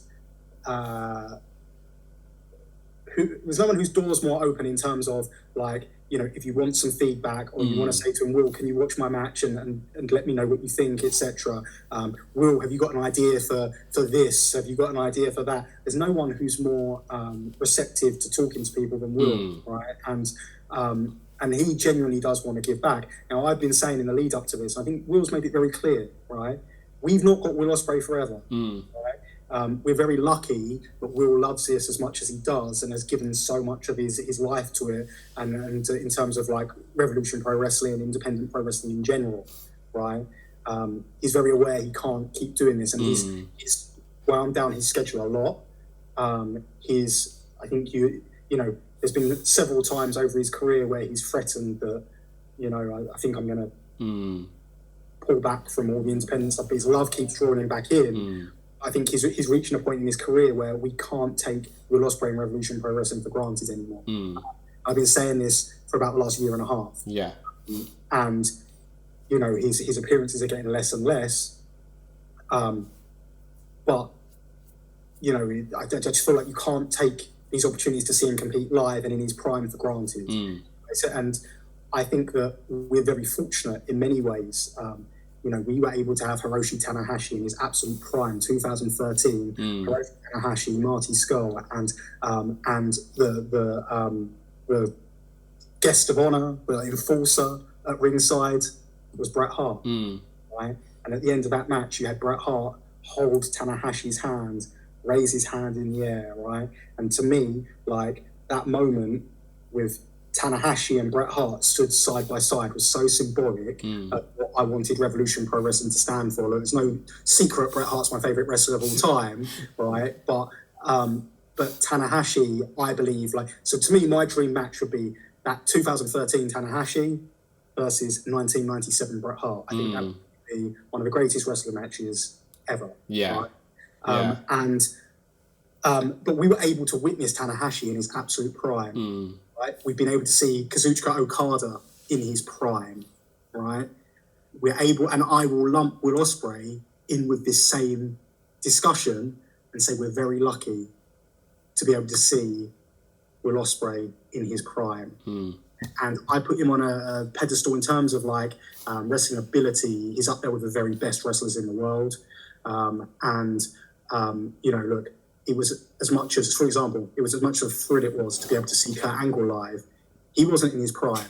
He put on a show. He put on a show. Everyone was there, absolutely loved it. But you couldn't help but think if this was Kurt Angle from 7 years ago against Zack Sabre Jr. now, this would be just absolutely fantastic, right? And, you know, when we started bringing in guys as well, all those years ago, the ex-WWE guys, they used to be guys that were past their prime, right? And not necessarily for my shows as well, because I look at the first wrestling show I went to, I had the Bushwhackers on it, the first British wrestling show, had the Bushwhackers on it, right? And it was an absolute thrill to see the Bushwhackers, but they were hardly, you know, your world-class professional wrestlers. Yeah. They're a fantastic act, and it was one of the moments of my entire life, seeing it live, and having my head licked by one of them. But, you know, this podcast is in a weird direction now, isn't it? No, it's fine. I love a good tangent. But yeah, but it was guys like that, you know, like Earthquake, you know, like guys, Jim the Anvil Neidhart, Jake the Snake Roberts, who was so far past the prime, right? But that's what British wrestling was known for. When the guys were coming over, they were coming over for, like, for lack of a better term, an easy payday, because they could use their star status to get through a very average professional wrestling match. Yeah. And the people would still have a great time. And don't get me wrong, there's nothing wrong with that. No, but now the star status still have it. That's the thing. Yes. Yeah. Now we're able to see those guys whilst they are still at the absolute top of their game, whilst they're still in their prime. And that's what Will Ospreay is. And that's something, he's like a once-in-a-generation talent, right? You can say what you like about Will Ospreay. I know he's a very divisive... Yes. But ultimately, look, we're here for professional wrestling. We're here to enjoy a professional wrestling show. And I think bell to bell... And again, for everyone who says something bad about him, I can give you 20 people who say good things about him, right? Yeah. And, I think it just... In terms of professional wrestling, in terms of, the bell to bell, there's not many people better. And being able to see him, in these intimate environments, because even the Cop Box is an intimate environment compared to, these big arenas, Tokyo Dome, places like that, it's, still going to be an intimate experience. And we get to see him up close and personal in his prime against a prime Shingo Takagi. He had 5 matches in history, and look, you can put whatever weight you want into Dave Meltzer's star ratings, right? I personally think, like, his opinion. We can't get mad at a guy's opinion, right?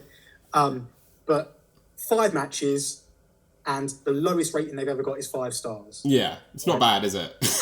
and at least one of those matches, I think 2 of those matches were in the middle of a pandemic when people weren't allowed to cheer. Yeah, right? So you're getting something. Like, yeah. And, what you got to add is the fact that this is in England. The atmosphere is going to be absolutely electric because, look, we're obviously biased, but, the UK wrestling crowd, for my money... we know it's the best. Yeah. Yeah, when it's on, it's the best, because the best can quickly become the worst. But the best can bring the worst out in people. Yeah. When it's at its best, it's... Yes, and I think this whole weekend is primed for that, and it doesn't matter what show you go to watch. I think this whole weekend, obviously the best one will be RevPro. Obviously, of course. But whatever show you go to watch, that whole weekend is going to have that party atmosphere. I said it, when we announced this show, I said, look, I look at All In. I look at it as a firework party at the end, the celebrations at the end of this, the fantastic weekend of professional wrestling. And I think this whole thing's a celebration. Look, I said, there's nothing, to me, tribalism within wrestling fans is, tribalism among anyone with wrestling is just insane. Sorry, I'm trying not to swear. No, you can swear if you want, it's fine. But what is insane, right, is that, look, because I see it all the time. So it's obviously, as I alluded to, Arsenal fan, right? So there's nothing I enjoy more than bantering Tottenham fans, bantering Chelsea fans, Shah Samuels. But ultimately, we're all football fans. Yeah. Right? So we can discuss a game of football, we can discuss the tactics, we can discuss the transfers. Obviously, we're going to have a bias towards our team, right? But we love football. Yeah. With wrestling, we love wrestling. Now, football, it's not unusual to love football, right? And I've always found it mind-blowing that, obviously, look, we're celebrating Wembley getting, 70, 80,000 people, whatever they're going to get at Wembley, right? And I always look at our attendances for our shows, and I'm like, non-league football gets higher attendances than we get. And the amount we're pumping into this and the quality of product we're producing, but whatever. But wrestling's more of a niche, isn't it? Wrestling's more of a niche love for people. This is what I'm getting at, right? Yeah. So football is able to pack those people into stadiums every week. So Wembley attendance, obviously, it's not quite as big because you don't have seats on the floor. But, that attendance, you look at your biggest grounds, they're filling. Oh, it's mega. It's mega. I remember when it was announced, people were like, if they sell 30,000, 40,000, they've done well. Right. And we're here talking about 75,000. and there's multiple games going on at the same time in football. So there's all those football fans. But the point is, football fans they argue with each other a lot. Bantering, fine. Arguing, not so much, right? Now, because the thing that brings football fans together is they all love football. Yeah. When England play, they all come together. They unite because they all love football. It's a beautiful game. The highs, the lows. Wrestling replicates. I personally believe, live sport. I love live sport. Right. The emotions that can be delivered from live sport are like nothing else, right? The reason why wrestling is so beautiful, the reason why wrestling is better than any sport in the world, in my humble opinion, right, is because we can control and manipulate those emotions, right? And it's also, you know, I say it's like the most perfect form of theatre as well, because, you know, and I look at, for example, musical theatre, you see some great numbers. Musical theatre, you get captivated, you get lost in the performance, you forget that it's not real, you know, you suspend your disbelief, right? And you've got all these emotions going through you when you're watching like a great theatrical performance, but there's no response. You can't respond until after a musical number you can clap. Yeah. You might be able to have a quiet tear dripping down your eye in the sad scenes, right? But with wrestling, it's instant response, it's instant gratification. And not just that, but the way you behave can dictate the performance which is going on before your very eyes. So that's why it's so very special, right? Yeah. And I think that if we could verbalise this and articulate this to more mainstream media, I think that wrestling would be in a lot better position than it is right now. But as you say, it's a niche, right? And independent professional wrestling is even more, yeah. Right? So why? Look, most of us have experienced being mocked for liking professional wrestling. Look, I feel like I have dedicated my entire life to professional wrestling. I have probably observed more wrestling than most human beings on this planet Earth in terms of hours consumed watching professional wrestling. Yeah. Right? I watch as much wrestling as I can. There's not a day goes by when I don't watch at least some professional wrestling. I watch historical wrestling. I watch modern wrestling. I watch documentaries. I read books. Yet still, I kind of feel like I'm a little bit removed from the bubble, right? Because I feel like I made the conscious decision a long time ago. And I think a lot of it was when I got involved in wrestling. I think if I was just a fan, I may be more so consumed. So I may not come up with the opinion that I have right now. Yeah. Right? I think when I was like, I'm going to get involved in wrestling, I was like, well, I can't really go to shows and be screaming at the bad guys and cheering the good guys. Do you know what I mean? So I was like, I need to find a release. So I found my release I was always a football fan, but I started going to watch Southend United, where I lived at the time. Yeah. I watched them every week, right? Because that became my release. That became my ability to be able to shout swear words at the top of my lungs with no repercussions, right? And at RevPro, we don't like it when you swear as an audience. Sure. But this is just me in the edgy 90s. Do you know what I mean? But no, naughty. I'm aging myself. Noughties. But yeah, so we're a niche of a niche, yet we still manage to argue with one another out about a thing which we are often ridiculed for liking. Do you know what I mean? Yeah. It's alien to me. Yeah. I'm just like, surely we should just celebrate the fact that we all like professional wrestling. And let's just agree that I may like one type of wrestling and you may like a different type of wrestling. But it's all wrestling. It's all wrestling at the end of the day. It's all wrestling. And you are allowed to like a type of professional wrestling that I don't like. Yeah. You're allowed to support a promotion that I don't like, right? We can talk about the merits of each promotion. We can talk about the pros and cons of each promotion. I can try and convince you why Revolution Pro Wrestling is the best professional wrestling promotion in Europe right now. And the answer is because it is, right? But I can try and convince you that, and you might tell me something different. And do you know what? That's absolutely fine. You're wrong, but it's fine. It's fine for you to have that opinion. Yeah. Right? So, and we can have a discussion about it. We can agree to disagree. And I can say to you, hey, why don't you come to a RevPro show? And you can say, hey, why don't you come to an ABCDEFG wrestling show? Because they're really good. They're my favourite promotion right now. Right? And do you know what as well? Right? I think if I went to watch your ABCDEFG wrestling show, right, there might be something on that show. I might hate the show, right? But there might be something on that show that I really like. That I can be like, yeah, okay, yeah. You know?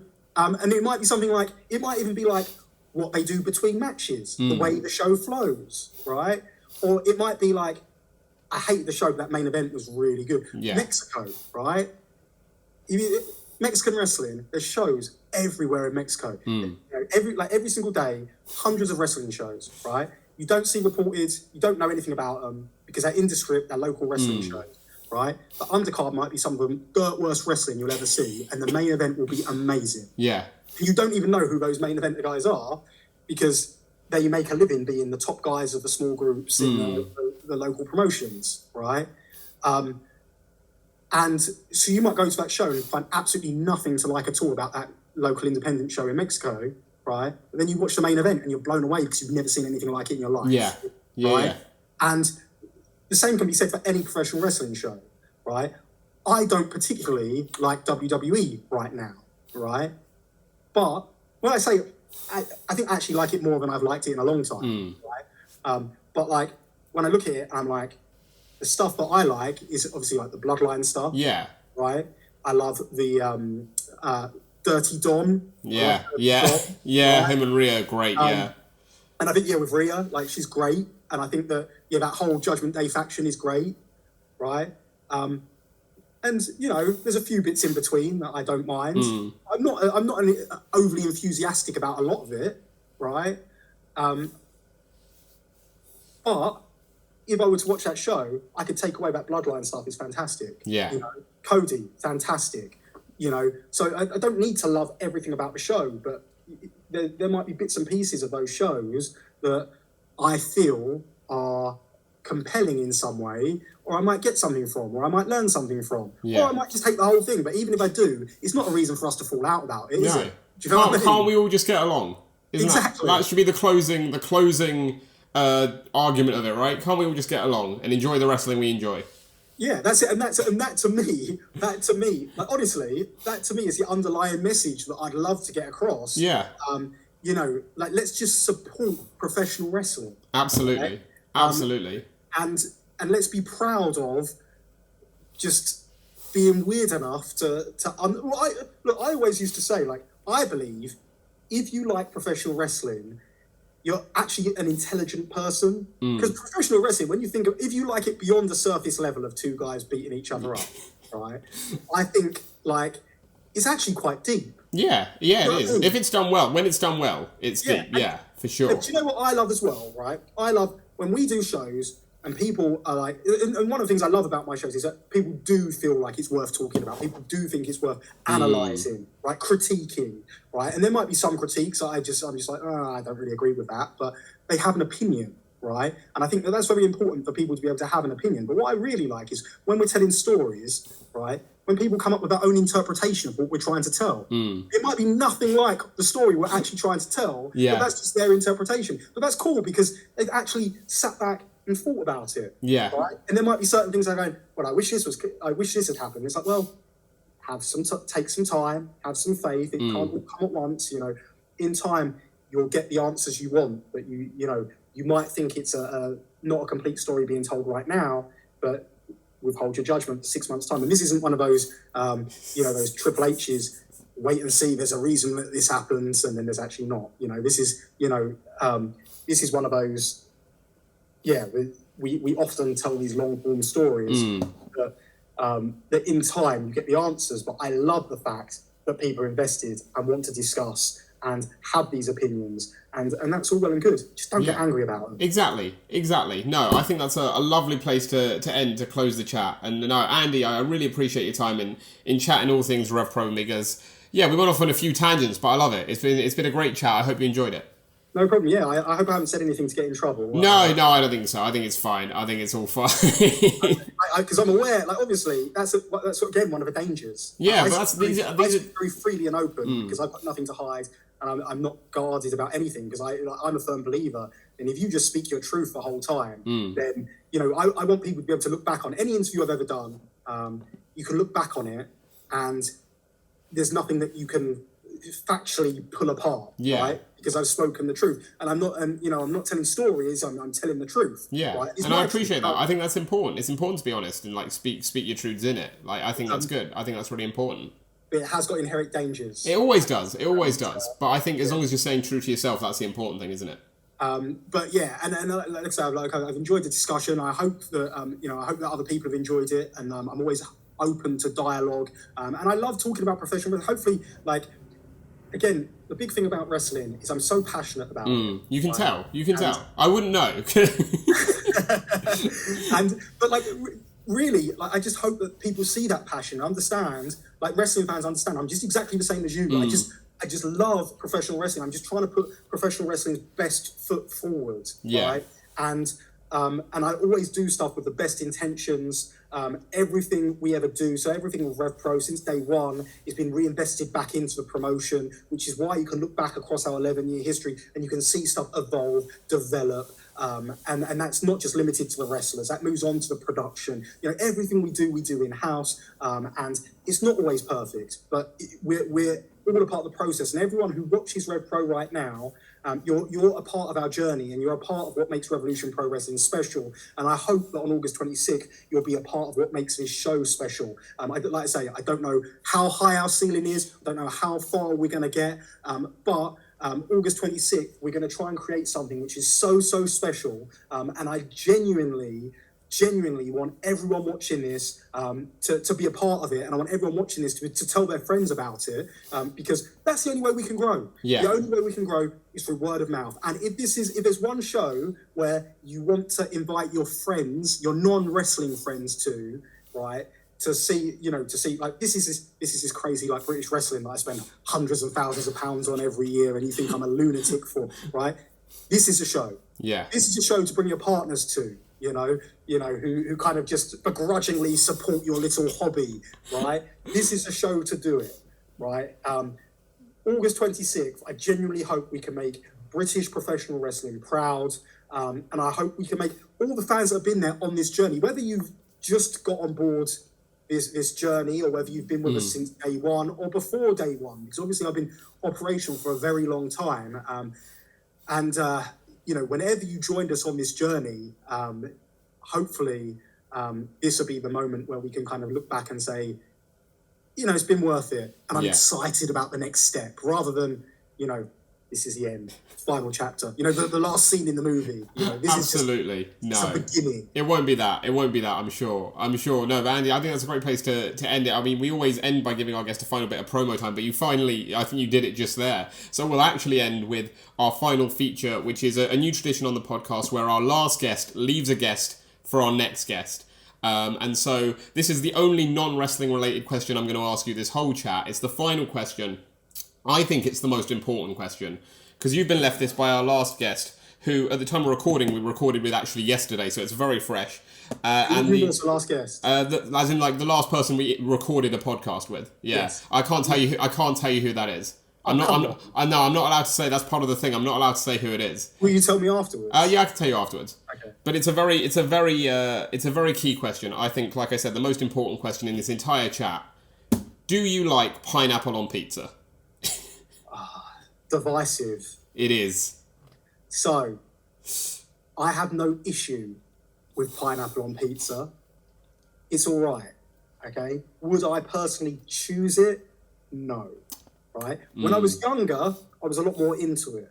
Right. But now, I'm not a believer, so to speak. But look, we're not going to. If you want pineapple on your pizza, we'll have a half and half, right? We won't fall out about it. I think that goes very nicely with what we're saying about it. Like, can't we all just get along? Because that is it's a very divisive question, but you've handled it beautifully. So exactly. I think that's a perfect place to end. Andy Quildan from RevPro. Obviously, you got Copper Box August 26th, all in weekend. It's going to be a huge show. Best of luck to you for it, and thank you so much for coming on the show. Thanks very much. Hopefully, we'll see you there. Absolutely, you will.